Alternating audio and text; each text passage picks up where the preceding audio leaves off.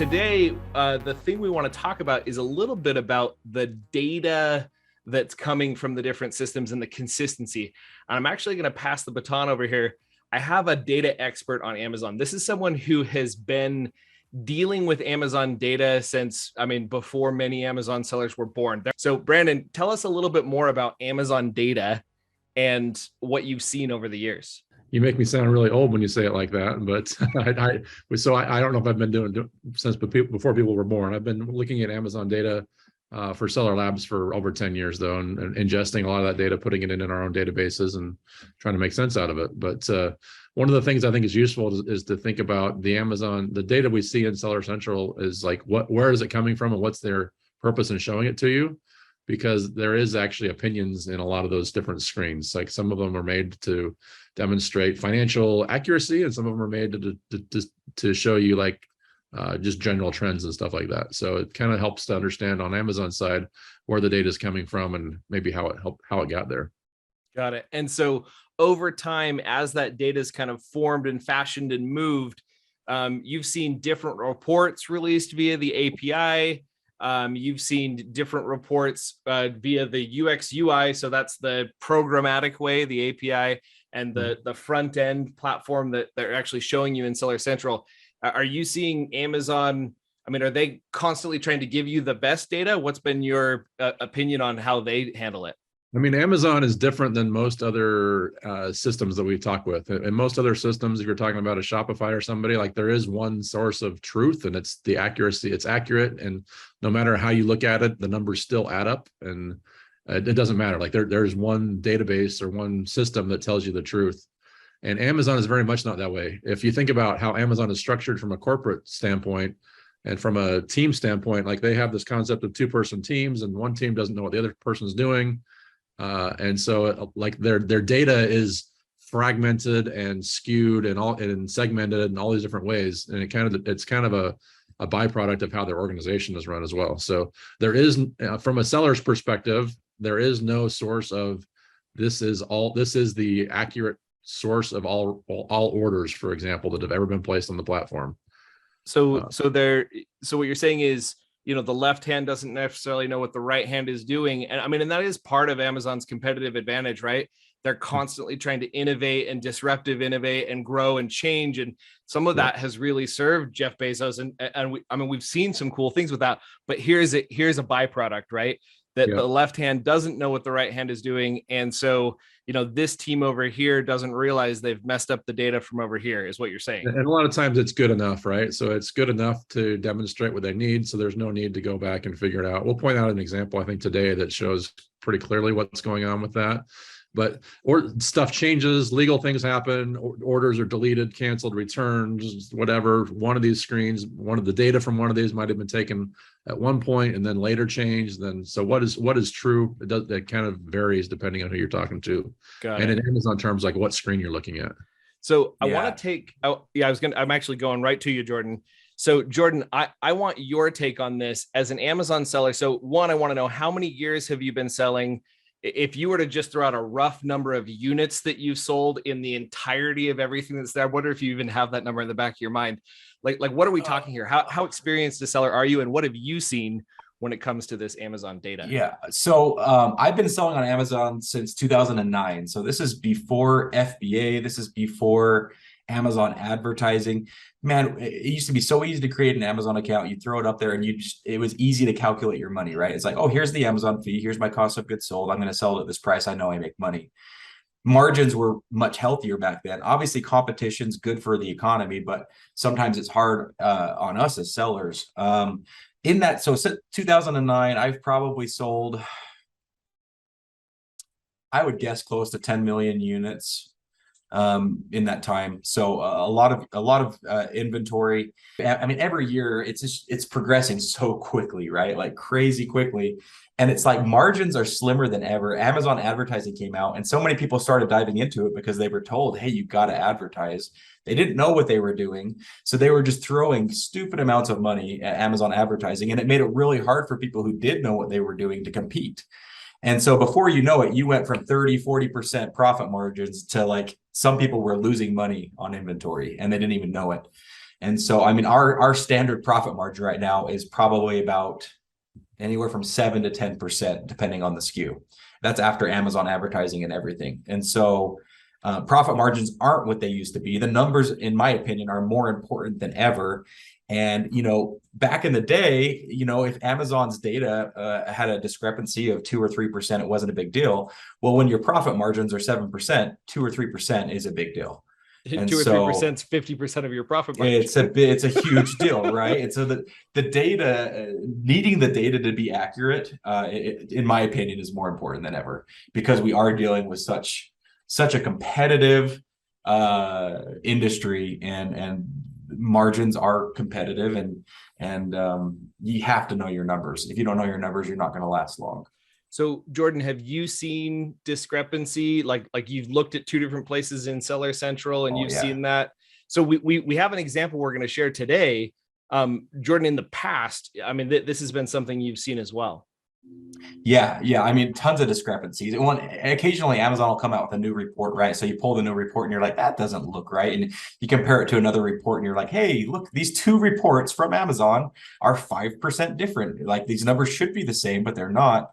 And I think it goes, I've never heard it explained as well as what Brandon said, how it's just like, you kind of got this left and this right hand. And I think they're trying to solve similar things, but they're going about it different ways in some situations. And so the numbers are slightly different.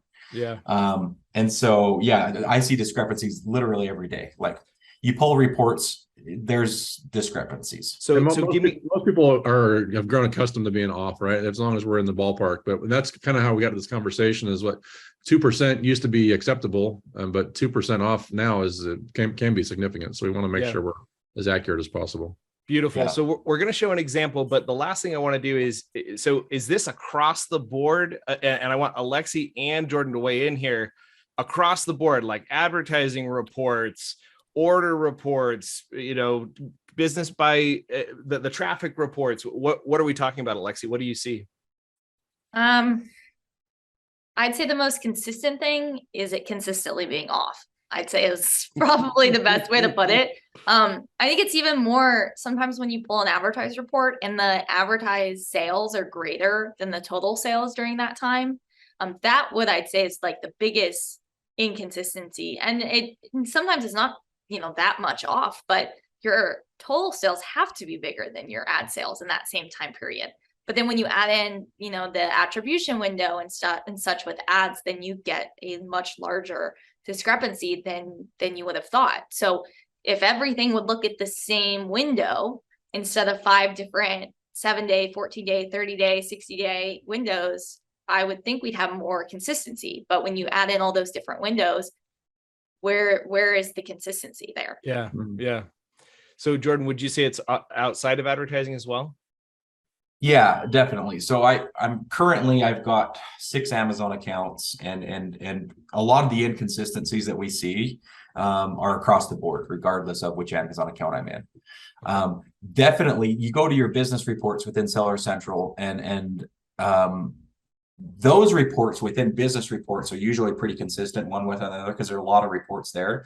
But to Alexi's point, I agree. When you're comparing business reports to your advertising reports, that's where I see the largest discrepancies. So you would say that it's probably very important to be strategic about, okay, so I'm seeing a discrepancy. Let's get some logic behind choosing which data point is going to be more accurate, because that should help you to make better decisions about your business, right?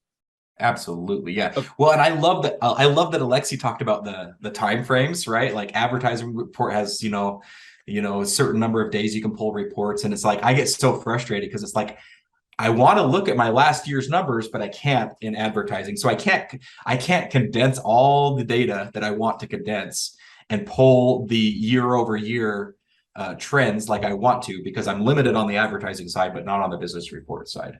That for me is consistently one of the most frustrating things to help, because I mean, there's seasonality to a lot of our products, and I'm sure pretty much every seller has some kind of seasonality, and it's like, month over month doesn't cut it a lot of times. You have to look at those year over year trends.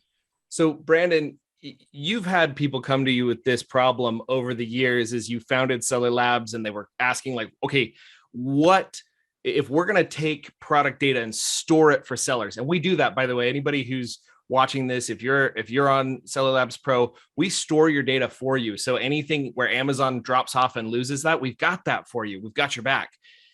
When you store data like that, you want it to be as accurate as possible for these sellers. Brandon, what decisions, as the data architect, as the founder, as the lead programmer here at Seller Labs, what have you done what choices have you made to make that more accurate?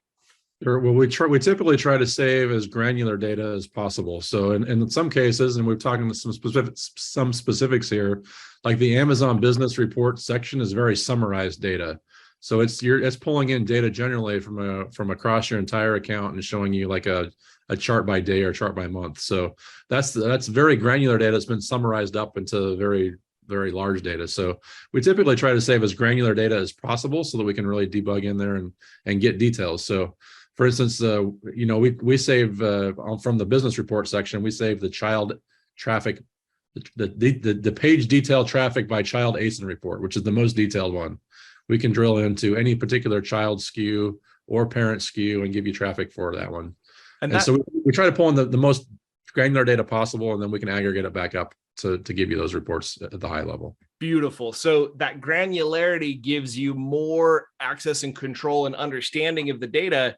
But if you try to go back and compare it to Amazon Seller Central, you're going to see discrepancies. And you're going to be like, wait, does Seller Labs know what they're doing? And the answer to that is this episode of Amazon Data Dudes. We do know what we're doing, and we're trying to help you drill all the way down to that nitty gritty so that when you look at the high level and the low level from the data imagine the amount of work you'd have to do. So Brandon, walk through, what does it look like in terms of us grabbing this data? Like what would an Amazon seller have to do manually in order to have the same data that we're getting, a seller who's not on Seller Labs? Well, sure. I guess we actually pull in tons of data. So we pull in order data. So we pull all your orders, what date and time they shipped, the amounts of them, the products that were on them, the sale, like the price they sold for, the discounts that were on it. We pull in all that data. We also pull in from the financial data, all the individual financial transactions that come in with that. So we don't know how much went to product sales and to shipping and to Amazon fees and to FBA fees. Like we've got tons of detail there. And then we also pull in data similarly, some overlapping data from some of that is from we'll talk about the business report section, that child traffic report that I showed. We pull in that data as well because it has some data as far as like page views. So we're talking like if someone were to manually go do this, we're probably talking like an hour or two every day of downloading and putting it into Excel folders or something. And then even then it would become, unruly and difficult to keep up on. Yeah, certainly.